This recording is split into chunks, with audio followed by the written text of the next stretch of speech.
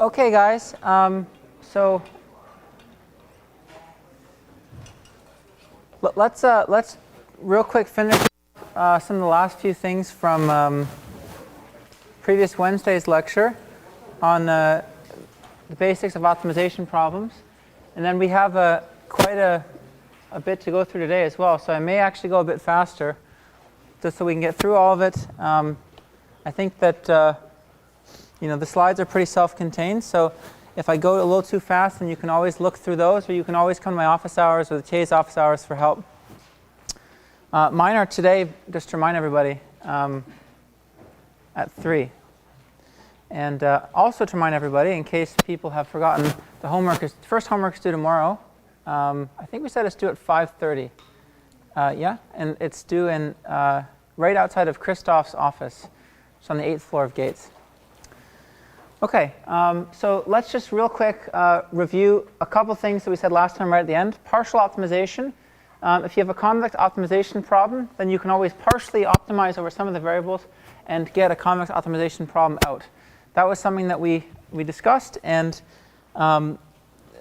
the fact that this is convex, given that this is convex, that comes from the property of convex functions, that if you have a convex function, say, in variables x and y, and you optimize out over y in some convex set C, then the function you get out is always convex. That was an operation that we know preserved convexity from our lecture. Okay, so an example of this partial optimization we saw last time was the hinge form of the support vector machines, which I claimed is the form that I think is very natural, and I always remember this form rather than the one with slack variables. And what we did is we actually optimized out over these slack variables psi I, and we saw that this is the usual constraint that we have for support vector machines, but we argued from first principles that we actually should have an equality at the solution, because if it was ever strictly larger, then the criterion would be larger than it needed to be. Okay, that was the kind of basic argument that we made. So when it's an equality, we've solved for psi I in a sense, and so we can replace it in the criterion by just the max of 0 in this quantity, which I've written like this. We'll use this notation probably again. This this plus just means the positive part, so it's the max of that thing in 0. Okay, so that's another form of the support vector machine optimization problem, and now there's only the hyperplane variables beta and beta naught. There's no longer the slack variables. The next thing we saw real quick at the end was a transformation and change of variables. We can always transform the criterion by a monotone increasing transformation, and that we won't change the solution. Yes, we will, in general, change the optimal criterion value, but if what we're interested in is the solution, which is kind of what we always seem to be interested in, and which is why I've denoted an equivalence here, then the solutions to those two are the same. Okay, like a real classic example for something we do in statistics is that instead of maximizing the likelihood, we maximize the log likelihood. It's the same principle as what happens here. And we can also transform the variables themselves. So we can transform to, from, say, n-dimensional space to m-dimensional space. We can change x to be phi of y, and now we can optimize over y, as long as phi is a one-to-one transformation, and its image covers the feasible set. So as long as we could express every possible x in this feasible set as some phi of y, then we're OK. And we can now think about the problem in terms of y if we want to. Do I have an example of that here? Let's see. Yeah, I have an example of that coming up. So geometric programming is a good example of transforming the criterion and transforming the optimization variables. It's interesting, but to be honest, I don't really use it at all in my own research, and I don't think it has a big role in statistics and machine learning. So I guess in that sense I'm biased, and I think it's probably not worth covering because we're also short on time.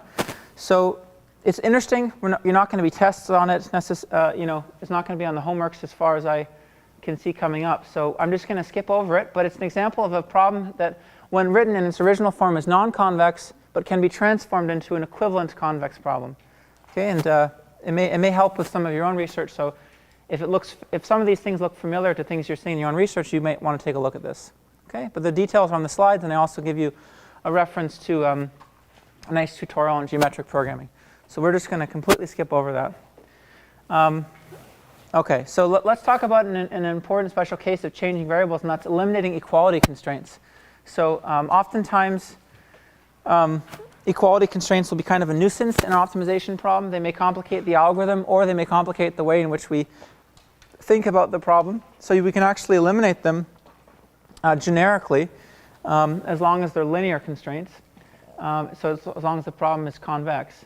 And the way we do so is as follows. We can always think about the set of x's that satisfy the linear system of equations ax equals b as m times y plus x naught. So where y becomes our new variable, and x naught is a single solution to the equation ax equals b. Okay, so x naught satisfies the linear system ax naught equals b. And m, I said here, the columns of m span the null space of A, which means that if I ever wanted to get a vector such that A times that vector was 0, I could just take linear combinations of the columns of m. So in other words, m times y is in the null space of A for all y. That's just saying that last sentence over again, which means that if I were to take A times m times y, then I get 0. Right? That's what it means to be in the null space. So in other words, if I have any x which is equal to my plus x naught, then that is equivalent to ax equals b. Okay, this is true for some y. That's equivalent to ax equals b. Right? This direction, you can just see directly multiply by a, check that a times this x equals b. If you want to ask this direction, well, it's because the columns of m actually span the null space of A. So we can get everything in the null space of A by taking m times y. Okay, so this direction is just invoking some basic facts from linear algebra. So in other words, if we want to think about the problem in a different variable, we can think about it in the variable y. And where we see x, we have to replace it by m times y plus x naught, where x naught was just one solution. And in doing so, we've actually eliminated the equality constraints. You can see this problem, it doesn't have any equality constraints whatsoever. Okay, so this is a completely equivalent problem to the above. Why might we not want to do that in practice? So in principle, this is nice because we can now study this problem, and maybe it's simpler because the equality constraints are gone. Why in practice we may not want to do this? What could possibly be something like bad about that strategy? Any thoughts? Sorry? Yeah, that's one thing. So we need to calculate m, right? Calculating m may be expensive, especially if the optimization variable is very large, or if the number of constraints is very large. So that's certainly, one thing. Something else? Yeah. Also, that x0, I mean, there might be multiple x0s. So how can we be sure that which one to pick? It's not obvious to me at least. That's a fair point, but this equivalence holds for any x0, so as long as we find one, we're okay. So as long as you find a solution, you can solve this problem and be assured that at the solution, if you take m times, say, y star plus the x naught you started with, you'd get a solution to the top problem. So as long as we find a solution, x naught to that linear system to begin with, we're okay.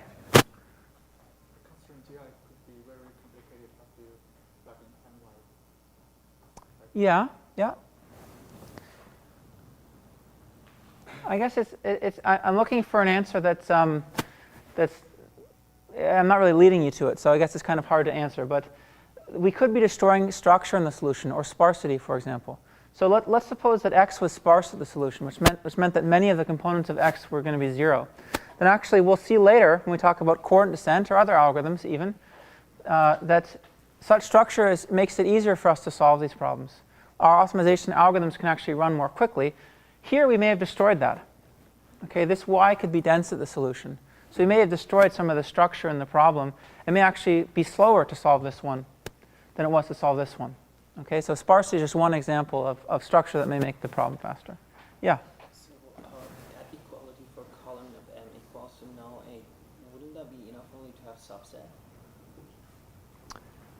No, I'm actually saying these two problems are equivalent, so we need them to be.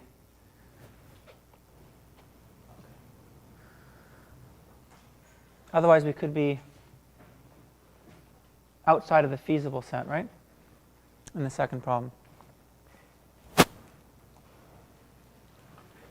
Oh, if it was a subset, actually, no, then we would not be expressing every x in this feasible set as such a y. So we do need the column space of M to be at least as large as the null space of A. Okay, so that's just an example that we may do that sometimes, and if it's a small problem, then there's probably no hurt in doing that, just to get rid of equality constraints.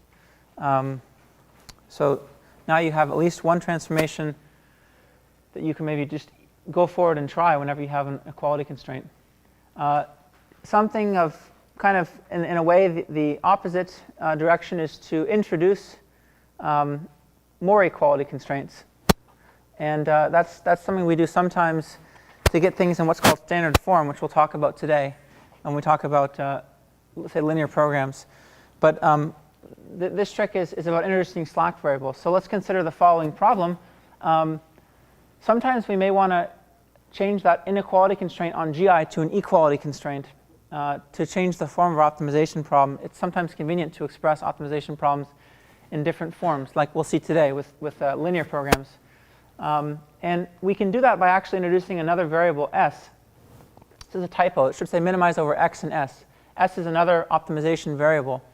And we've replaced the inequality gi of x is less than or equal to 0 with gi of x plus si equals to 0, and si is bigger than or equal to 0. So these two together, you should convince yourself, are equivalent to gi of x being less than or equal to 0. Right, if I have to add something non-negative or positive to gi of x to get 0, then it's equivalent to gi of x being less than or equal to 0. Okay, so these two problems are equivalent. And now we only have these kind of simple inequality constraints, right? Just an optimization variable being bigger than or equal to 0. And we have a bunch of equality constraints. But this bottom one is not convex unless these functions are affine. Okay? Or in other words, according to our general definition of convexity, in order for this to meet our general definition of convexity, we need this to be an affine function.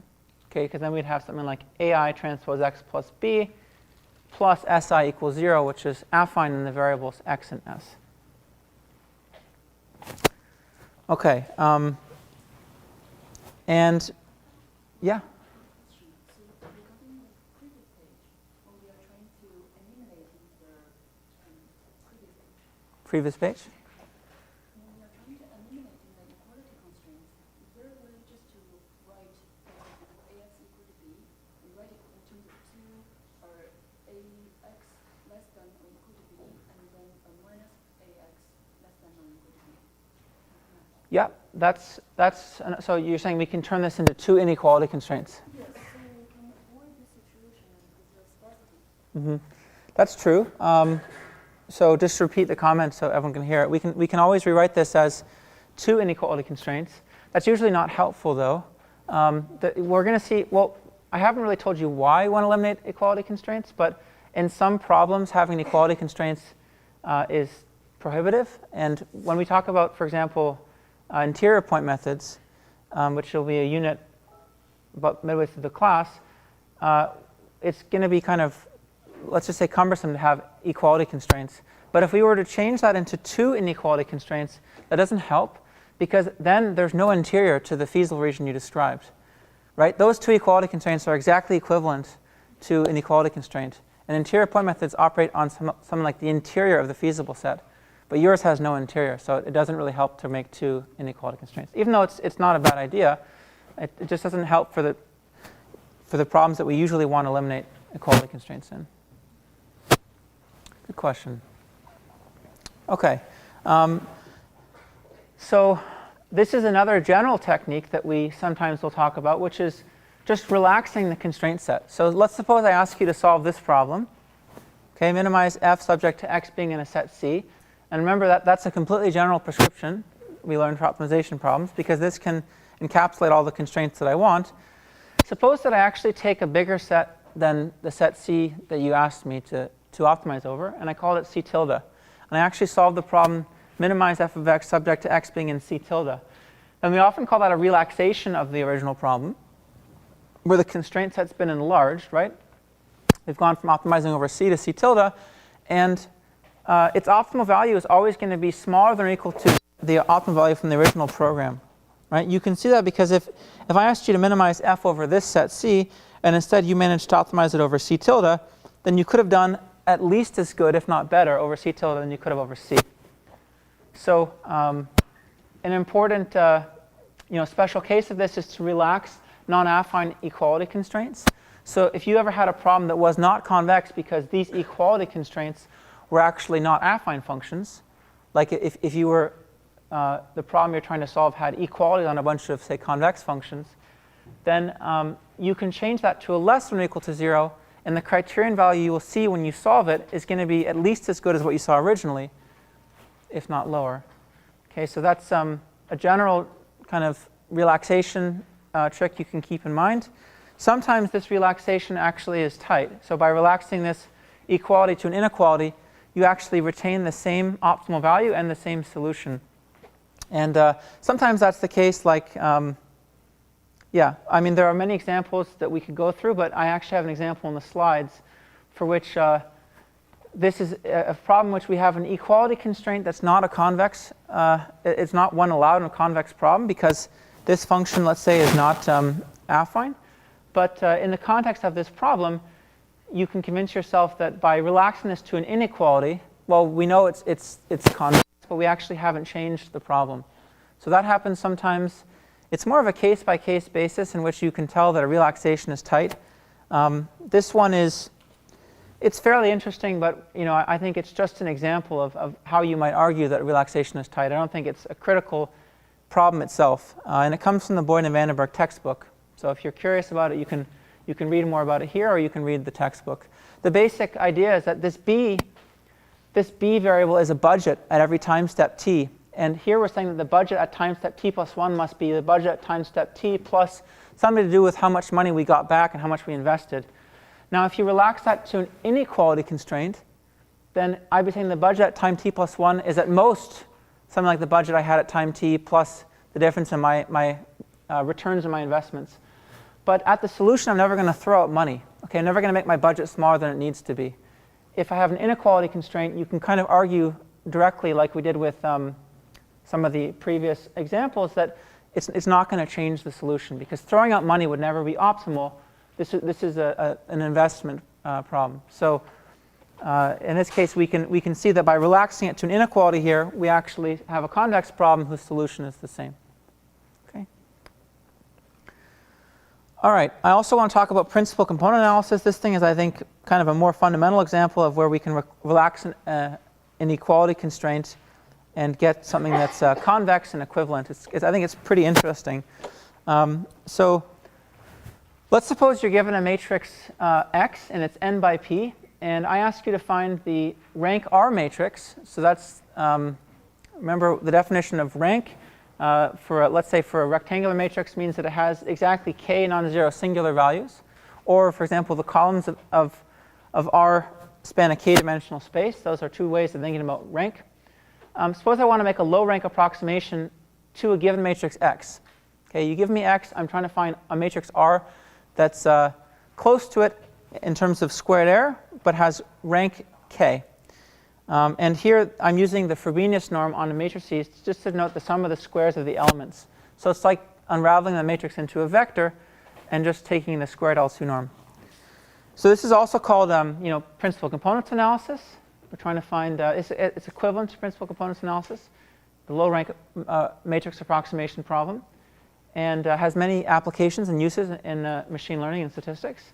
And first, let's just note this is not a convex problem. Okay, this is not a convex problem. This is actually a convex function. This is just like taking, quadratic in our optimization variable R. But this is not a convex constraint set.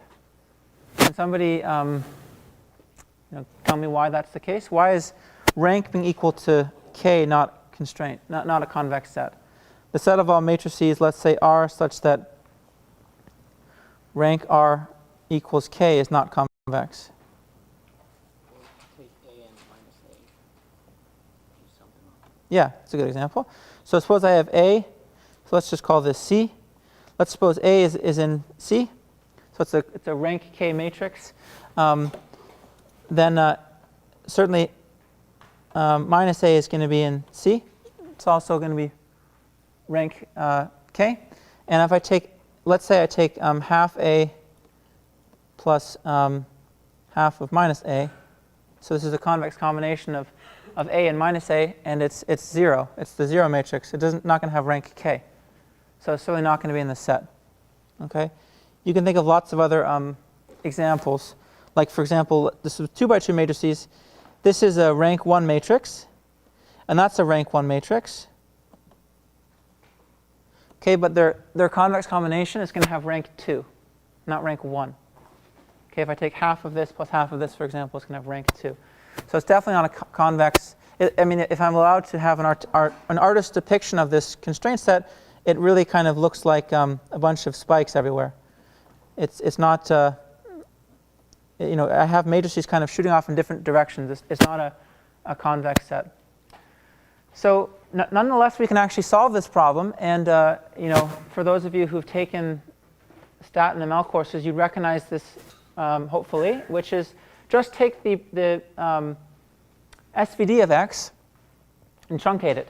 So take the singular value decomposition of x, which I write as a UDV transpose, and then just delete all the diagonal elements in D after the kth entry to set them equal to 0. Or you can also think about just take the top k by k block of D, and then take the first k columns of V and the first of U, and take the first k columns of V. Okay, so truncate the SVD, and that thing's going to have rank k by construction, right? And it's actually going to be the closest matrix in the Frobenius norm to X that you can find. So that is the solution, even though it's a non-convex problem. It just so happens that we know the solution. Comes from reconstructing X from its first k, top k singular vectors, and U and V. So we're going to actually learn that we can recast principal components in a convex form. This is something I didn't know about myself until just a few years ago, and I feel like it's not a very well-known fact in both in optimization and in statistics and machine learning. But it's something that's quite an old fact, it's just that people don't really revisit it. So we're going to basically take this problem. This is equivalent to the previous problem. Here I'm saying I want to find the matrix Z, which is symmetric, and it's a projection matrix of rank k. And I'm saying I want to project x, multiply x by z, which means project it down to a rank k matrix. And I want to find the projection matrix from rank k that makes this as small as possible. Here I've just substituted r for x times z, where z is a projection. So these two problems are equivalent. And I have z having rank k, and z must be a projection matrix. Okay. Projection matrices, I guess here I write it here. A projection matrix you can think of as having the property that it's a symmetric p by p matrix. It has rank k, and actually all of its eigenvalues are either 0 or 1. It can have eigenvalues that are only 0 or 1, nothing else. That's one way to characterize a projection matrix. And the trace of any matrix is its rank, right? And the trace of any matrix is the sum of its eigenvalues. And here I told you that its eigenvalues are just 0 or 1. So the trace of our matrix, if it's a rank k projection matrix, should be k, because it's the sum of its eigenvalues. And the sum of its eigenvalues is exactly k, has exactly k eigenvalues that are 1. So this is a way of writing the constraint set. It's a set of all matrices Z that are symmetric. They have eigenvalues equal to 0 or 1, and the trace is k. Not a convex constraint set because of this thing. Okay. And I just rewrote the criterion as a max rather than a min by expanding the square. So it turns out if I just expand the square here, and I get rid of terms that don't depend on z, I can think about this problem as I want to maximize the trace between x transpose x and z, subject to z having rank k and z being a projection matrix. So all these are just equivalent forms of PCA. We've really done nothing fancy so far. We've just introduced xz for r, and then I expanded the square and got rid of some terms that didn't depend on z.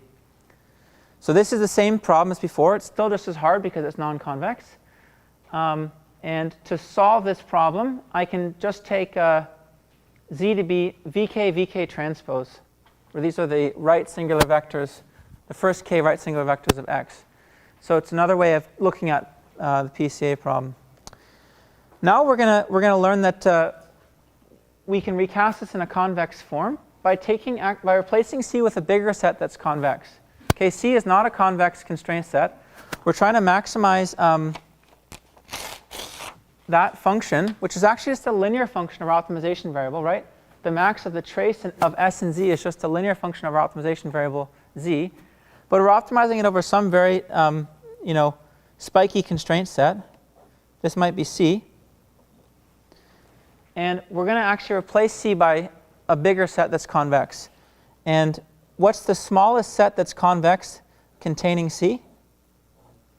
It's convex hull. Right? So we're actually going to take C tilde to be the convex hull of C.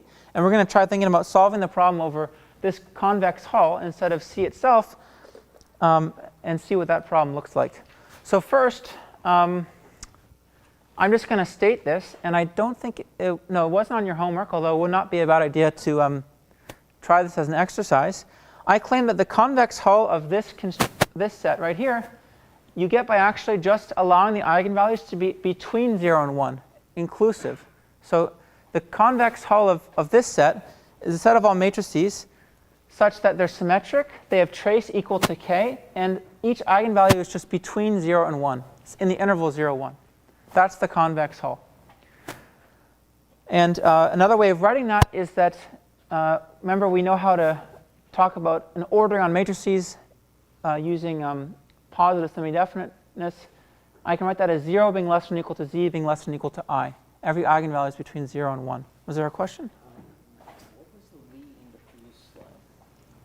This v was it was the right singular vectors of x. Okay, so this problem, if I replace the constraint set by this guy, which is really it's really quite similar to what I drew, but over matrices. It's like a polyhedron over matrices, right? Because here I have a bunch of linear inequality constraints on Z, and that's an equality constraint on Z. So it's like having a polyhedron over matrices. We actually call it a fantope after the inventor, or what do you want to call discoverer of this matrix polyhedron. If we were to minimize our criterion function over this set, that's a convex problem. Because the constraint is Z lying in a convex set by construction. This was the convex hull of projection matrices, so it's convex, and this is linear, right, in Z. So that's actually a convex problem. And remarkably, this is what I think people don't really revisit when we teach PCA or talk about PCA. This is completely equivalent to PCA. Even though that we've actually relaxed the constraint set to go from projection matrices to matrices that are in this set, right, which are bigger, it's like this bigger polyhedron, the solutions to those two problems are exactly the same. It's because this very famous and elegant result from Fan in 1949, he proves that the solutions always have to lie at the extreme points. So even though that we're optimizing over the polyhedron, the solutions are actually going to lie at the extreme points. They're not going to lie somewhere else in the fantope. Okay, so I think it's a pretty interesting result, and it means that the reason I learned this was because people had started working on extensions of PCA to account for things like regularization and sparsity, but moving from this perspective, because now this is a convex formulation of PCA. So if I want to start doing things like penalizing, let's say Z or something, or V for sparsity, then I can go from there, and I have a convex problem as a jumping off point. When you started out, you took R equal to X times C. How general is that? I mean, I can always express, if you tell me that you have an n by p matrix of rank k, I can always take your n by p matrix and multiply it by a rank k projection matrix to get that. I can always, that transformation is fully general.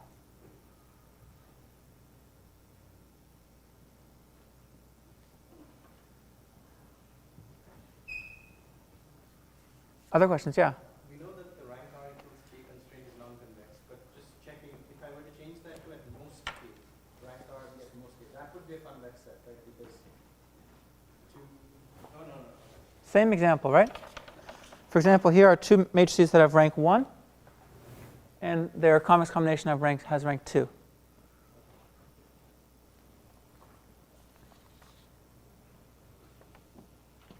Other questions? Yeah.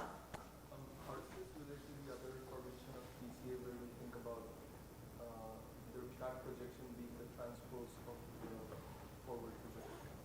The back projection. Do you mean like the sequential formulation of PCA? You think about your input data and you project it using some matrix and you make the constraint that to project it back, you just take the transpose of the projection. Like, and you minimize least cost. I think this is the same formulation. So we can always write this as, I can always write, x times z as x times VV transpose.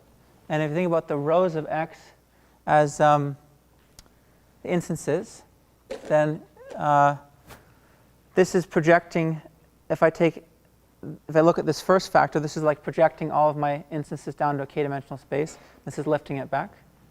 And so it's the squared error loss between that. Okay, all good questions. I thought this was just an interesting kind of fact about principal components analysis to share, that it's actually equivalent to a convex problem. And I should also, attribute this, the fact that this fact is quite old. It's 1949, so, that's where it came from. But Vince Vu, who used to be in the statistics department, and Jing Li, who's currently in the statistics department, they're the ones who told me about this. And they actually have some nice work where they, for example, they define a sparse principal components estimate by a sparse version of principal components analysis by jumping off from this formulation, which is convex. So by adding things like an L1 norm or other kind of, more standard things, you can have a convex regularized formulation for PCA. Okay. All right. So that was just going to wrap up our last bit. Now let's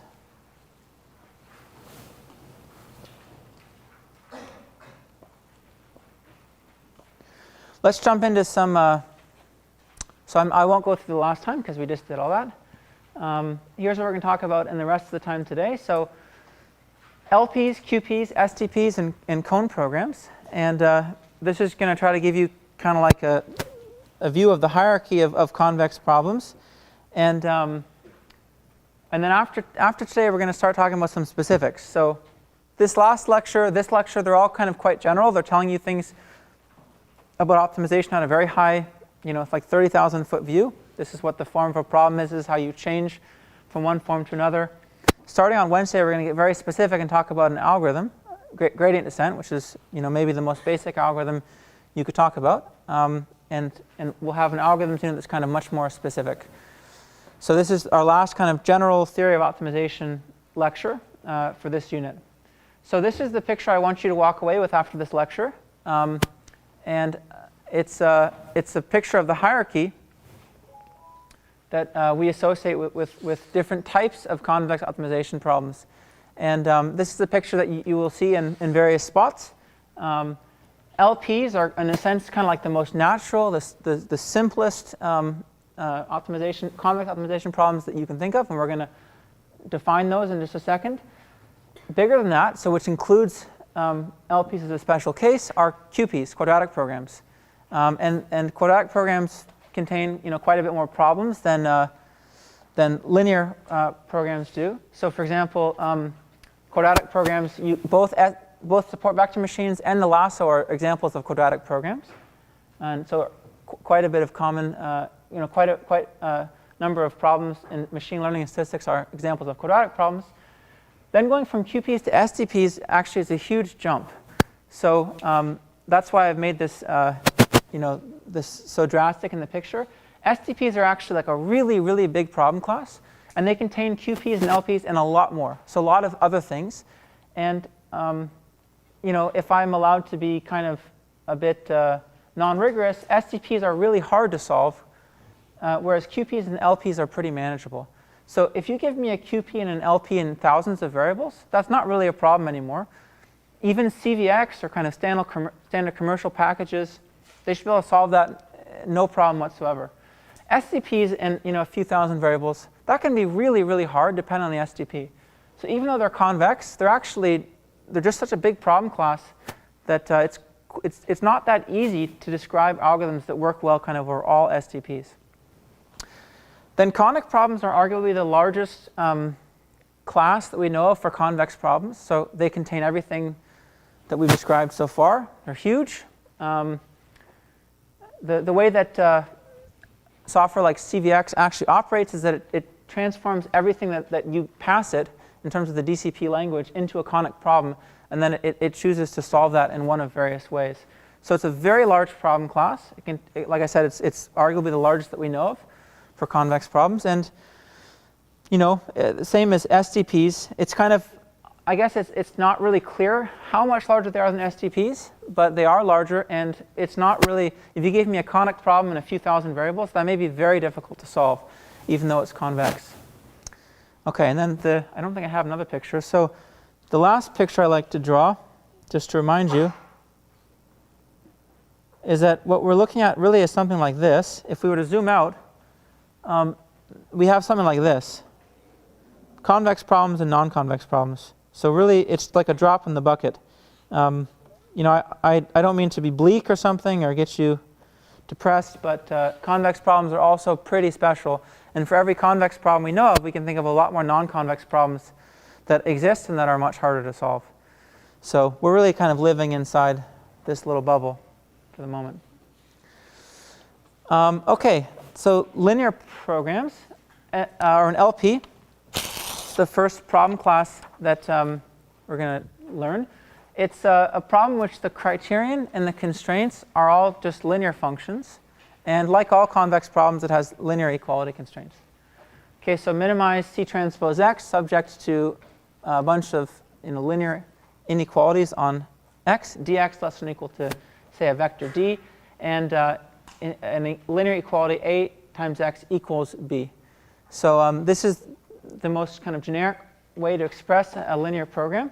And it's always a convex optimization problem, no matter what that matrix D is, no matter what the matrix A is, no matter what these vectors C, D, and B are. It's always a convex optimization problem. That's because this is always convex, and this is always a convex function as well.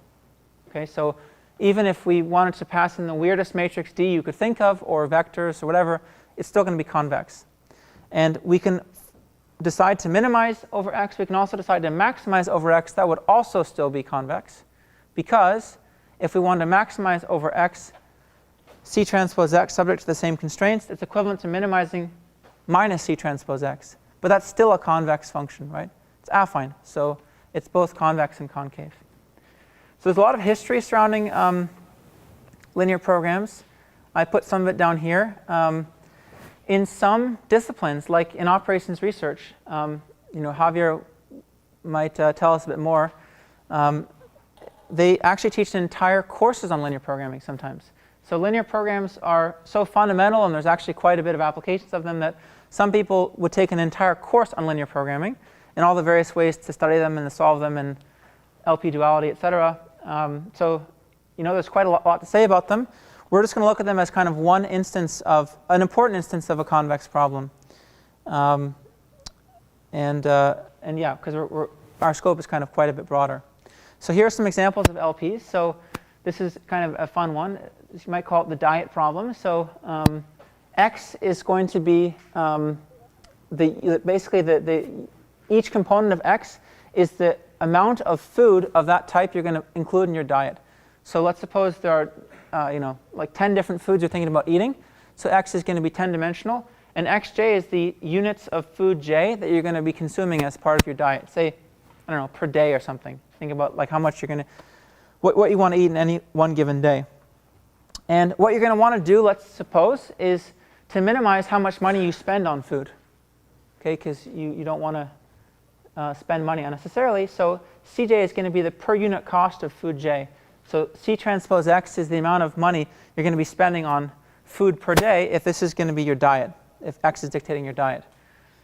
So you want to minimize the cost of how much money you spend each day on food, subject to, well, I can't consume negative amounts of food. That's this thing. X must be bigger than or equal to 0. I can consume, let's say, the least amount of food I can consume of any type is 0. And that constraint, dx bigger than or equal to d, I can rewrite if I want. Let's suppose I call the rows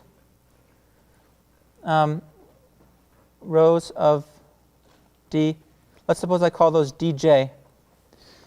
Then I'm saying that dj transpose x has to be bigger than or equal to dj for all j.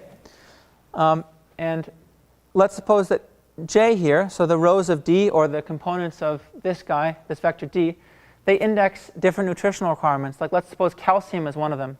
This is saying that I need at least this much calcium in my diet, otherwise I'm going to get sick.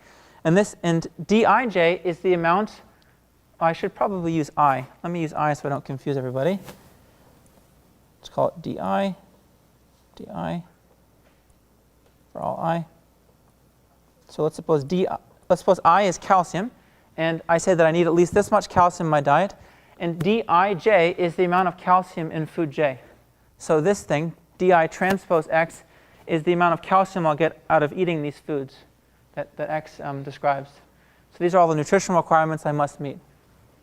So apparently, although I don't know how much truth to this there is, LPs were solved in the Russian army in some ways to dictate what the people who were in the army ate. There are lots of stories that are interesting about LPs and how they have a history with the army, especially the Russian army, both for transportation and for diet.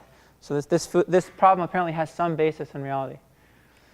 Another problem is transportation problem. I guess we could go through a similar story, but I might just skip it because I don't know how much value it has. Just as trying to convince you that LPs are actually pretty expressive, and you can express lots of different interesting problems in the LP formulation. Another example of linear programming is basis pursuit. So now we're kind of getting to more towards the stat ML side of things. And it's similar to what we talked about with the lasso, although it's a bit different. So let's suppose that I had a vector y and I had a matrix x, and let's suppose I wanted to predict y from the columns of x. Okay, something that we've talked about a bit with the lasso in regression. But I actually want to do that in a sparse way. So I want to take only a small number of columns of x when I form that linear combination. And in basis pursuit, which is different than what we do in the lasso, we actually are expecting to find coefficients that make x beta equal y exactly. So we call this kind of like a noiseless case. Suppose we're actually looking to match y exactly rather than just be close to y. In the lasso, we think about having some noise in our measurements, so we'll try to make x beta close to y in squared error.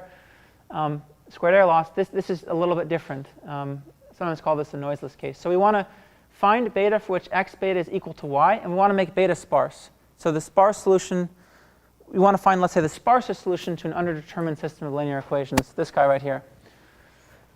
So the non-convex way of doing this is to minimize the number of non-zeros in beta subject to that linear equality constraint. It's non-convex because this is a non-convex function. You can convince yourself that the L0 norm, which I'm just, I guess I'm defining it here, it's the number of non-zeros in beta. So this is going to be 1 when beta is non-zero and 0 otherwise. That's not a convex function. It's really very similar to some of the arguments we gave with rank earlier. It's definitely not convex. But we can approximate this guy by the L1 norm. This is one way in which kind of the L1 norm popped up in statistics and machine learning as being a very natural thing, was to think about something like this, then to think about convex relaxations of it, and we can relax this with the sum of the absolute values of beta. So that's called a convex relaxation of the L0 norm into the L1 norm. This is now a convex convex problem, because this is a convex function. As we know, all norms are convex. And this is called the basis pursuit problem, the name we attribute to it in statistics and machine learning. And that is actually a linear program. Do I have? Yeah, I have it here. Basis pursuit is actually a linear program. It's an example of a nice LP we might want to solve, because we can actually reformulate it with additional optimization variables. We can define z to be a set of additional optimization variables, and we can replace the sum of the absolute values of beta with the sum of z's. This 1 is the vector of all 1s. So I've replaced the sum of the absolute components of beta with the sum of the components of z's. So there's no more absolute value. And I'm actually going to keep the constraint that x beta must be equal to y, but introduce two more constraints, which is that each component of z must be bigger than or equal to beta, and it must be bigger than or equal to minus beta. Remember, we interpret all of these component-wise when we have inequalities between two vectors. So you should check this makes sense to you, that this problem is actually equivalent to this one. Right here, we're just essentially defining each component of z must be bigger than or equal to the corresponding absolute component of beta. That's another way of thinking about these constraints.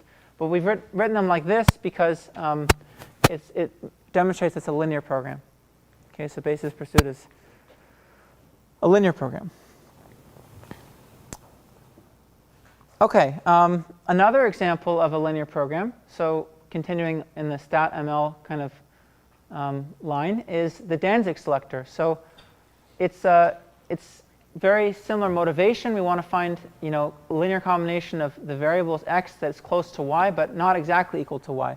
So now this is actually the same problem that, statistically speaking, that the lasso is trying to solve. It's just a different way of solving it.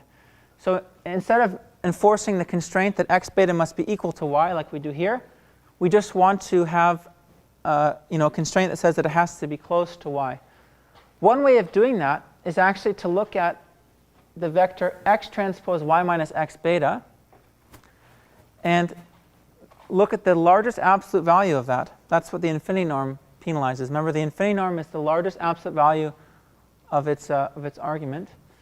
And here we're saying that has to be less than or equal to lambda. So we rewrite the Danzig selector. It's minimize over all beta subject to, let's suppose I call the columns of x xj. This is another way of writing that for all j equals 1 through p, where here xj is the jth column of x. Okay, so that's another way of writing that optimization problem. And that is also a linear program. Okay, we can make the same transformation for beta by introducing a variable z to get that part to work. How do we transform this into constraints that are okay by linear program standards?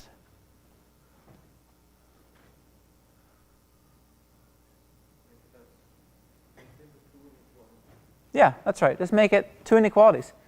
This has to be less than or equal to lambda, has to be bigger than or equal to minus lambda. Those are two linear inequalities. Okay, and each of them is just a linear function of our optimization variables beta. Okay, so that's how we reformulate it as a linear program. Can anybody tell me why this is a good idea to be making this small? What's the motivation for making this small? Right, I could have also, why don't I just do this instead?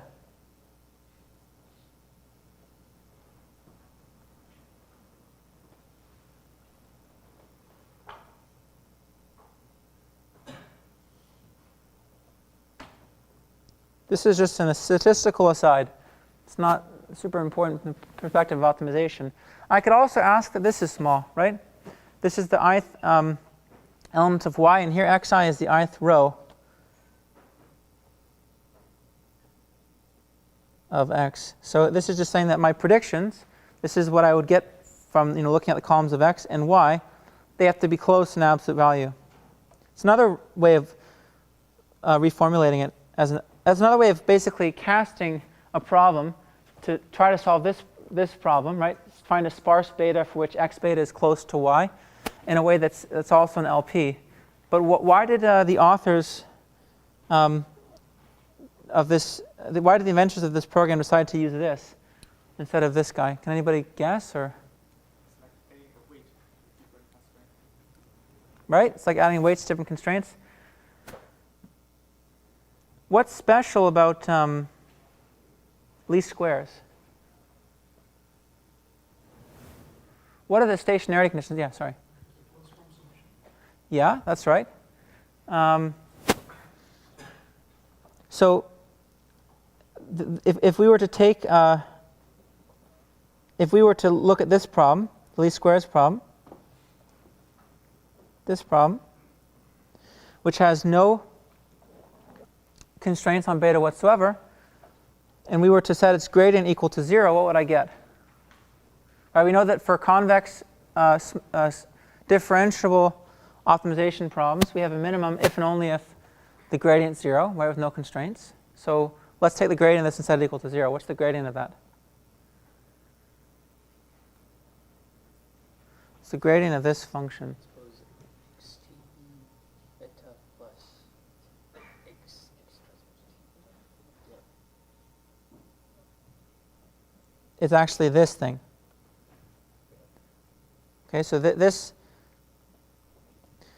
should hopefully be very natural to you guys after you guys shake off the rust from the chain rule and multivariable calculus and all this. This is just like, you know, if this was one-dimensional, it would be very similar, right? It's, I guess I missed the 2, but I'm setting the, you know, it equal to 0 anyways.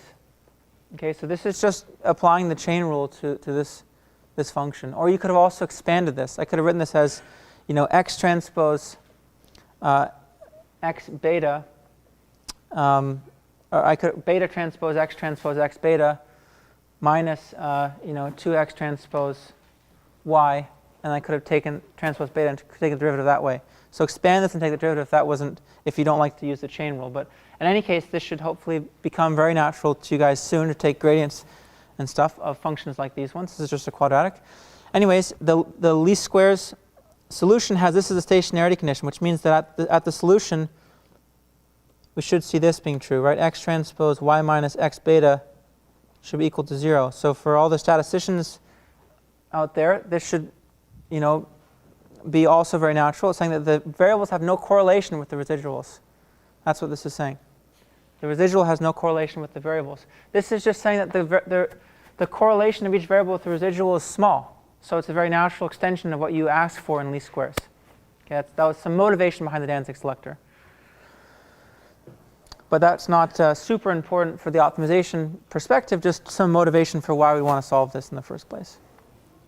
Okay, let's talk about standard form. So any LP can be written in standard form, and that's of this form. Basically, it's a problem with all equality constraints and only a very simple inequality constraint, and that's x being bigger than or equal to 0. So I claim that I can take any optimization problem of this form, of this form, and transform it into one that's of this form. Okay, so basically get rid of like arbitrary looking inequality constraints. And that if you want to think about LPs from now on, you can think about that. That can be the form you remember if you happen to like this form. I'll leave this up to you guys to check. The way to check it is actually just to introduce a slack variable right here. So rewrite this as dx plus s equals d, where s is bigger than or equal to 0. Okay, so now your variables are x and s, and you have all equality constraints, and you have an inequality constraint that s is bigger than or equal to 0. So you're almost there, but the only thing that you're short on is that x is not bigger than or equal to 0. Because in standard form, all of the variables must be non-negative, and you have just equality constraints. So then think about how you would make that transform the problem once again to get it in standard form. Okay?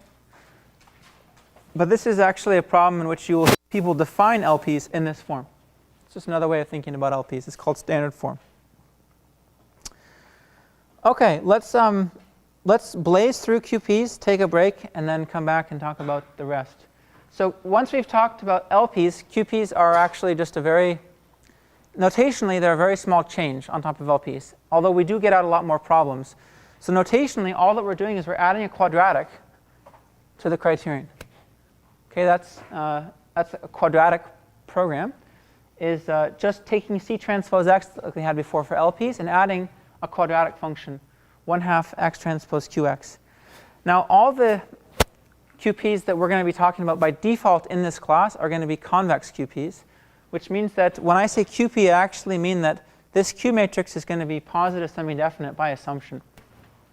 Okay, otherwise this problem would not necessarily be convex, right?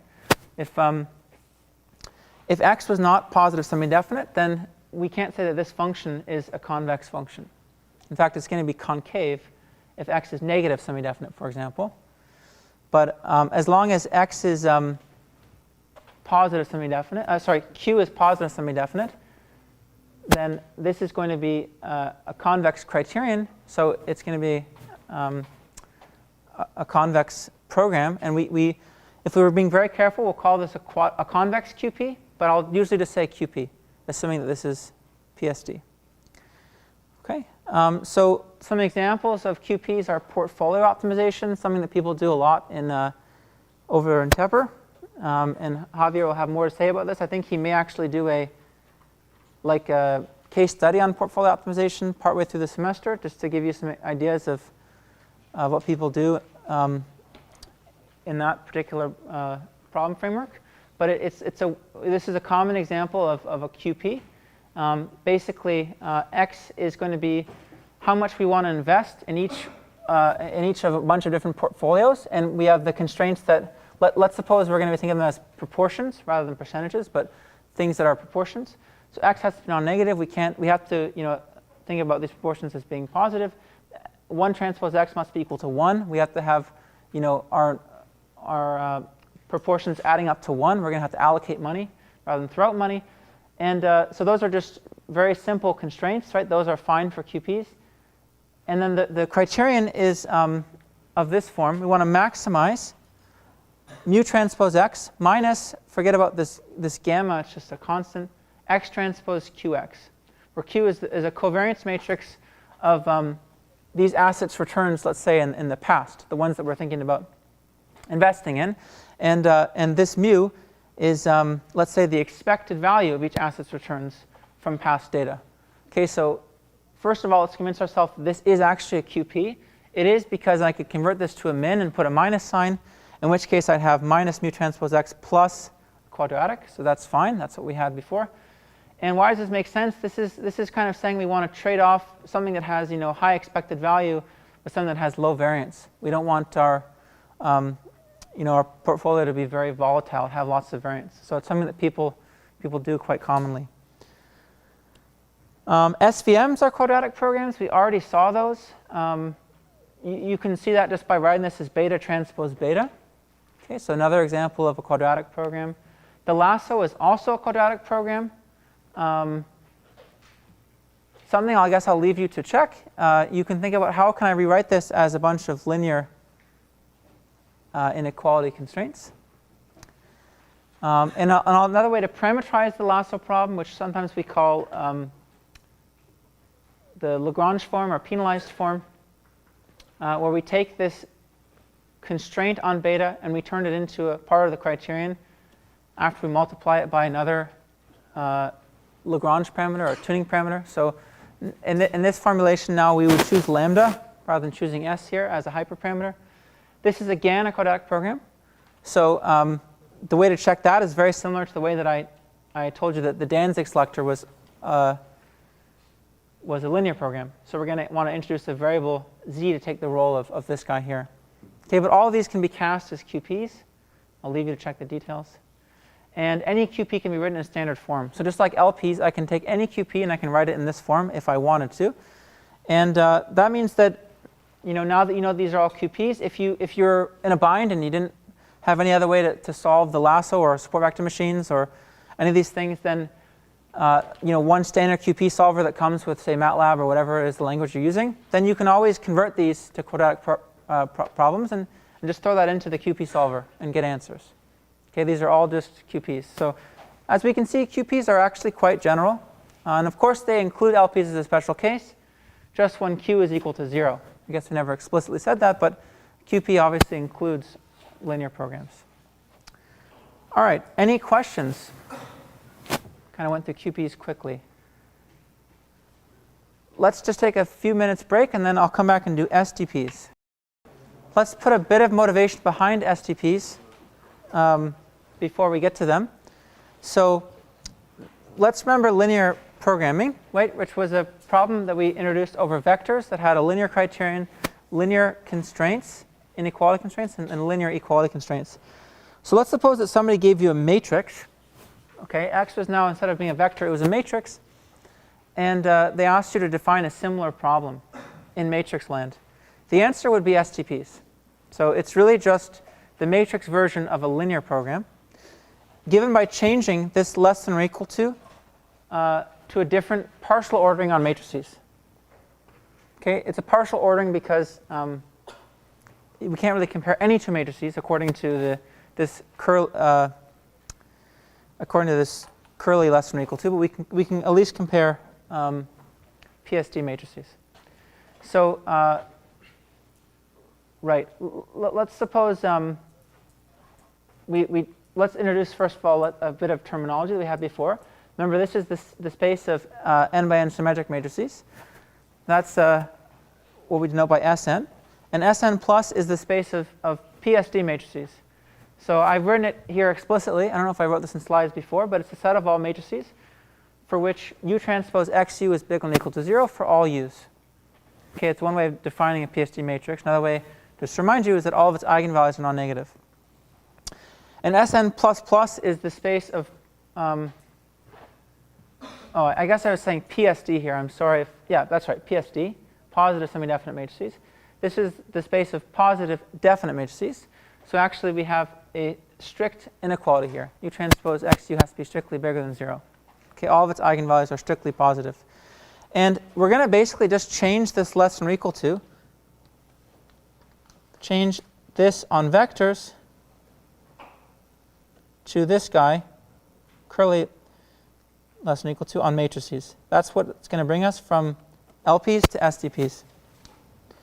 And remember that we say that, for example, x is less than or equal to y for matrices x and y if y minus x is positive semi-definite. Okay, that's the way we define that ordering. Okay, I have just some basic facts here about these different spaces. I think I already said all of these. At least I said the last two. X is PSD if and only if its eigenvalues are all non-negative. X is positive definite if and only if its eigenvalues are all positive. And the first one is actually just a fundamental fact about symmetric matrices. Symmetric matrices have all real eigenvalues, okay, rather than complex eigenvalues. Just a basic fact. We can define an inner product over matrices that are symmetric, and this is going to be important because, look, this is the inner product over vectors, C transpose X. We're going to want to replace that by an inner product over matrices. Well, the most natural way to do that would be to take every element of X, multiply it by the corresponding element of Y, and add it up. That's what we get when we take the inner product, the standard Euclidean inner product of two vectors, right? It's every element of, like, say, little x times every element of little y added up. We can try to do the same thing with matrices. That's exactly what this is. You know, if you want to write this out as a sum, you'll see that this is exactly the sum of all xij times yij over all I and j, just the trace of x times y. So we're going to denote that by this solid dot. That's going to be our inner product over matrices. And I've already said this in words and before in previous classes. We can define a partial ordering over symmetric matrices. Given two symmetric matrices x and y, we're going to say that x is larger than or equal to y if and only if x minus y is a PSD matrix. Okay, so this thing, this difference, has all positive eigenvalues, or all non-negative eigenvalues. Okay, and it would be helpful for you to think about how this reduces to, what this reduces to when these matrices are diagonal. I think that'll help just kind of solidify that these are the right definitions. If I had a diagonal matrix, for example, where by diag x I mean I take the entries of a vector x and I put it on the diagonal of my matrix, and I asked whether that's bigger than or equal to a diagonal matrix y, where I took the entries of y and put that on the diagonal, then that's true if and only if x is bigger than or equal to y. Remember, by this we mean that every entry of x is bigger than or equal to every entry of y. So that reduces to the usual ordering that we know about over vectors. You should also check that this inner product reduces to the usual inner product if you had two diagonal matrices. Okay, be another thing that you should check. So okay, equipped with this new kind of notation and maybe a bit of a new way of thinking about things, we can define an STP, which is just given by taking our form for an LP and replacing. Okay, let me actually jump to this one first. That might be the more natural one. It's just given by taking our standard form for an LP and replacing it by all these new definitions for matrices. So remember, before I had for standard form for an LP C transpose X, where X was a vector. Now I have a matrix C inner product matrix X. Okay, so that's the analogy. Before I had a vector x being bigger than or equal to 0. Now I have a matrix x being bigger than or equal to 0. And before I had a bunch of linear equalities, which I could write as AI transpose x being bigger than or equal to 0. Before I had linear inequalities of this form, or being equal to bi. Now I can think about the analogy to that is a matrix AI dot x is equal to bi. Okay, so those are the equalities that I'm allowing. So I think it's very easy to remember what an STP is, as long as you remember what an LP is, and you remember what we mean by dot product and bigger than or equal to for matrices. Okay, so that's standard form for an STP. And what I skipped over real quick is another form for STPs. And this is where I think this is something that I think people are often confused about, which is that we can write an STP either as an optimization of a matrix variable, like we do here, and in that case we usually use standard form, or we can write an STP as an optimization over a vector variable. Okay, and those are actually both fully general. They are equivalent in the sense that any STP of this form can be written in standard form, and vice versa. But they're different in the sense that one uses a matrix variable and one uses a vector variable. So that's where they can be I think there can be a bit of confusion. But I wanted to start with this one since you can kind of jump right at it out of LPs.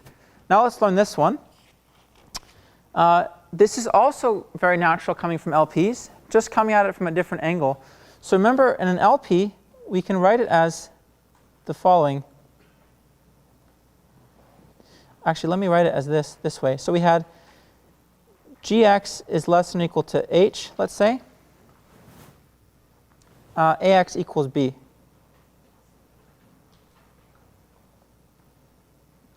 Okay, I'm going to rewrite this guy as each column of G. Let me call it GI.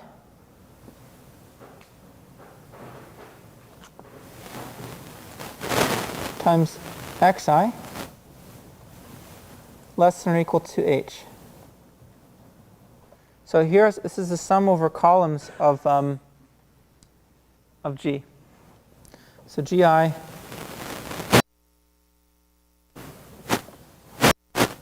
of G. That's another way of writing this constraint.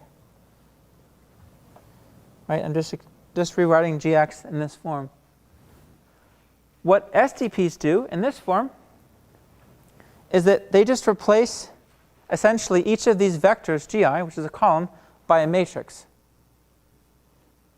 And they replace this right-hand side vector H by a matrix. And they replace this ordering by the matrix less than or equal to. Okay, so LPs use this G1 X1 plus, let's say G n xn less than or equal to h, whereas STPs in this form use this inequality.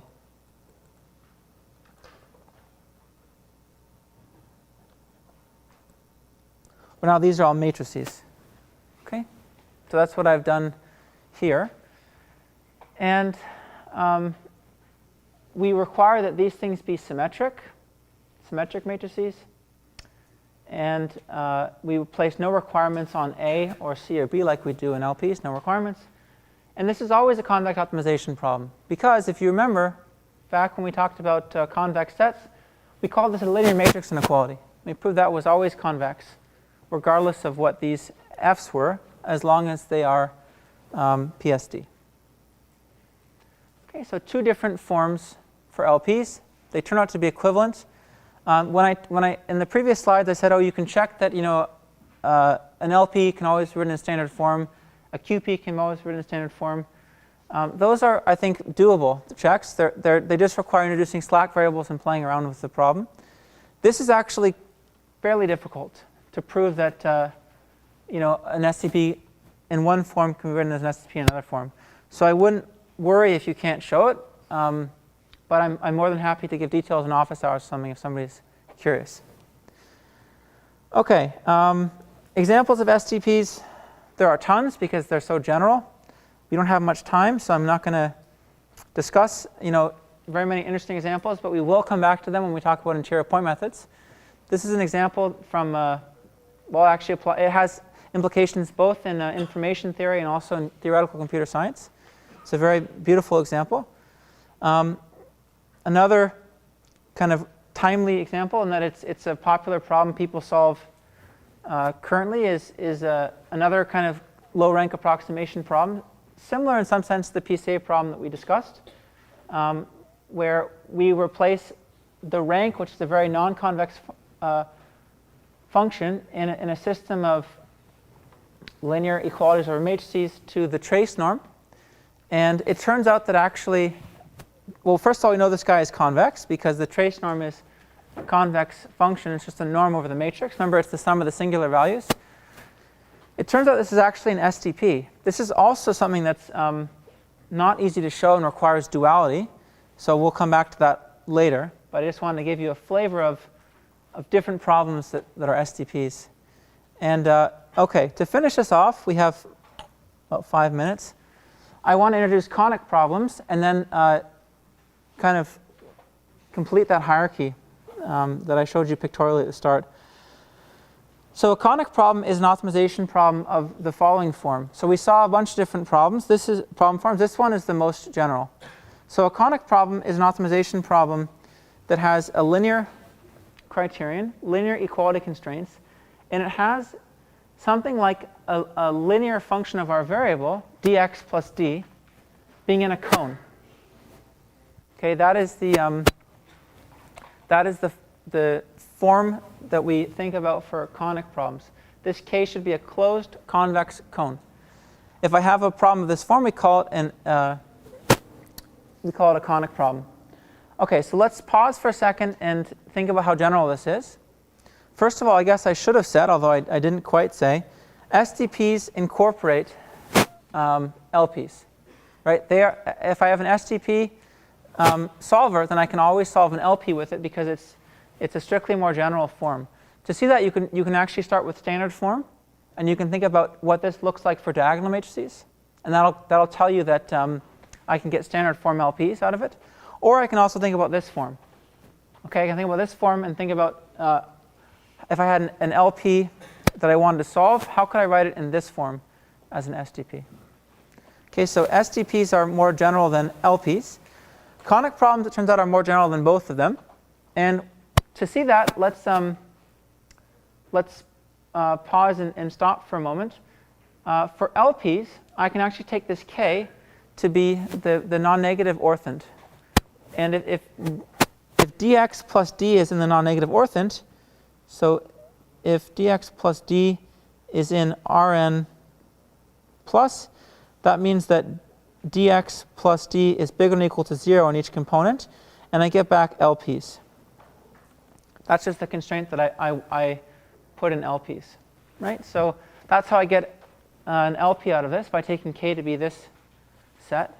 If I take K to be this set, the PSD cone, then I'm saying that then I basically get back this form of STPs. Okay, I precisely get back this form of STPs.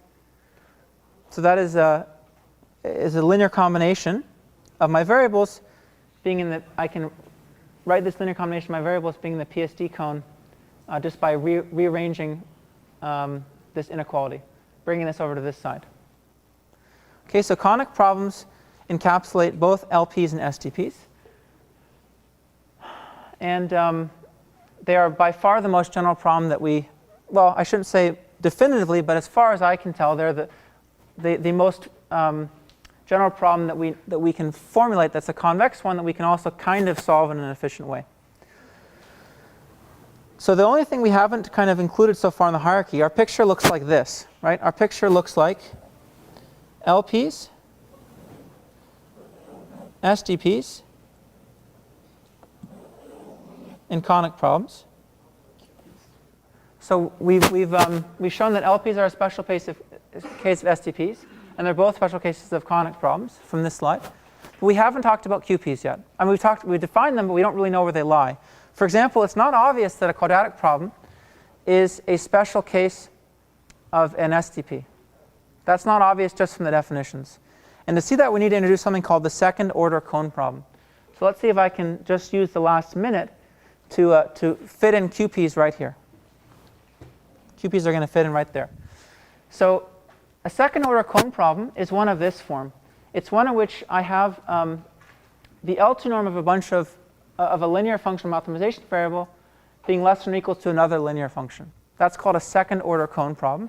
And you can check this is indeed a cone problem by recalling the second order cone.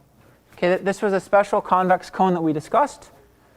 If you think about using that in this definition for K, or really a product of those, Cartesian product of those, you'll get back this optimization problem here.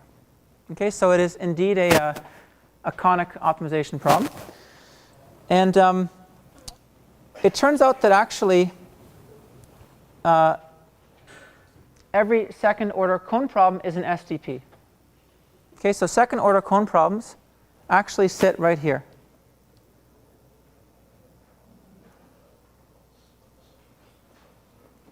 That is not, that fact is not going to be crucial to you from now on. I think it's just helpful to know.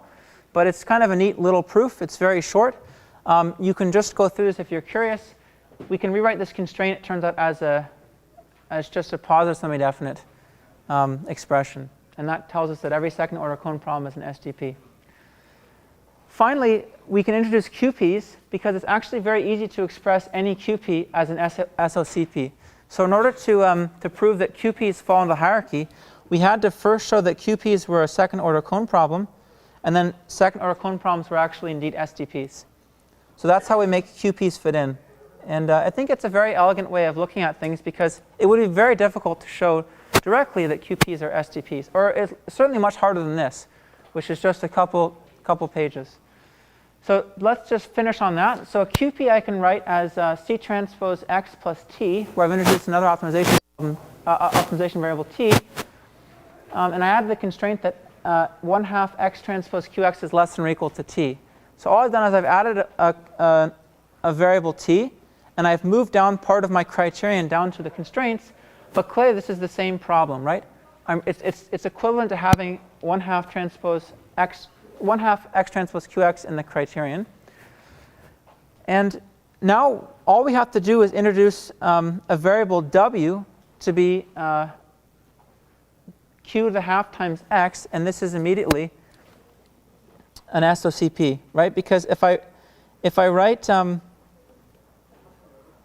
this inequality in this form,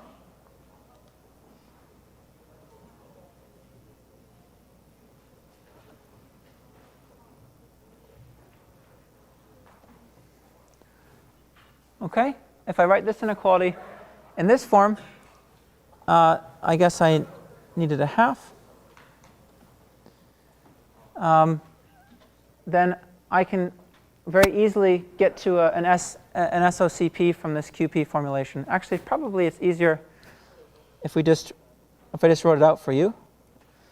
I'm just going to write this as the L2 norm of W is less than or equal to T. I guess a half.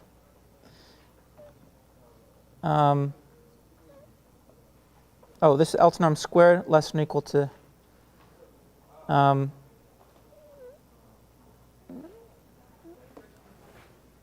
norm of W squared less than or equal to T.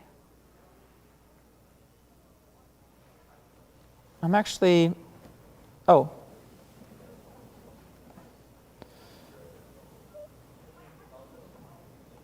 Does somebody see how I'm missing one step here to think about how this translates to an SOCP?